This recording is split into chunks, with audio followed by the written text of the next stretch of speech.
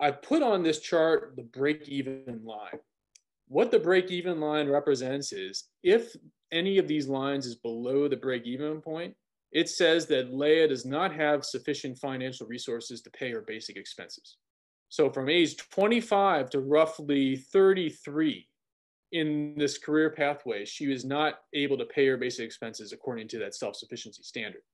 Now, that's an important component because it shows, well, if you're in these CNA programs and LPN programs, you're probably going to need some community or further institutional or personal support to help mitigate some of these financial barriers early on in your career. Now, the combined increase in tax payments, the loss of programs such as SNAP and Medicaid coverage, creates a few different challenges that are oftentimes hard to see for workers like Leah. And we could think about these as sort of invisible barriers to advancement, right, and economic mobility.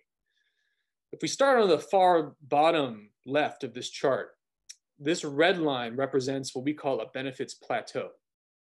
So notice that this line is essentially flat or decreasing from age 25 to 31.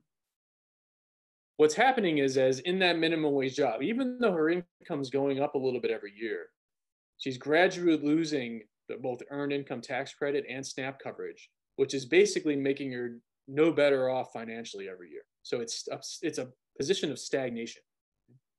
In the LPN line, if we move up the chart, this green line we can see represents a true benefits cliff over a couple years. So that green line drops down considerably from between age 29 and 31. Leah is losing access to children's health care insurance. So what's happening is that she earns enough a couple of years out on this path where she now has to move her children onto an employer-sponsored plan, right? And that's going to result in a large reduction in net financial resources. And that's something that would be hard to see when we were planning this pathway early on. Lastly, notice that at the top of this figure, the gap between the green line and the orange line is a lot smaller. In other words, there's a less financial incentive to even advance to the LPN in the first place. I'm going to go back a couple slides really quick. Notice how much higher the green line is than the orange line here. That's telling us that the payoff to becoming an LPN is significant in terms of employment income. But in this net financial resources measure, when we account for the benefits gained and lost when you're either a CNA or an LPN, there is now not much financial incentive to advance.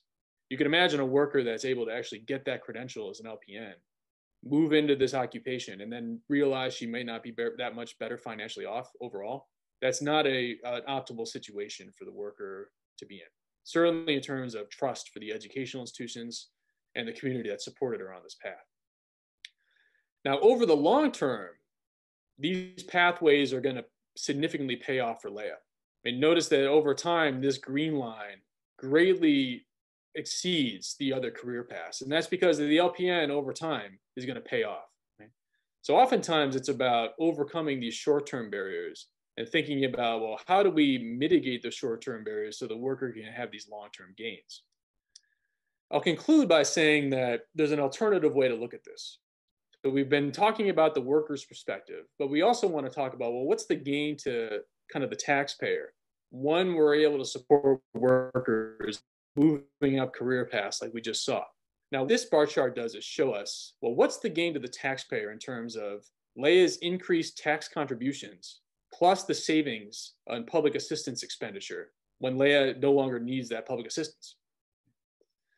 So if we just focus on the long-term bar over here, we just at this gold bar for simplicity, what this is telling us is that the taxpayer, federal and state, would gain about $130,000 over the lifetime just from Leah advancing from the CNA job to the LPN. That's a significant gain. To get the total gain to the taxpayer, you actually would have to add up this red bar and the gold bar. In total, over the long term, if Leah goes from the near minimum wage job to an LPN, the taxpayer is going to save over $200,000 just from one worker. This is important because it shows that successful career advancement programs, if they can mitigate those short-term barriers, are payoffs for the worker and the taxpayer. I just put some ideas on the screen right now that we're involved with communities around the Southeast, but also around the country. thinking about benefits cliffs and identifying where they are, thinking about how family financial vulnerability and security intersects with workforce development strategic planning and what can be done to better integrate those two fields. And then thinking about policy changes, both local, federal, and state, that could potentially support workers in these positions and as they get to financial self-sufficiency.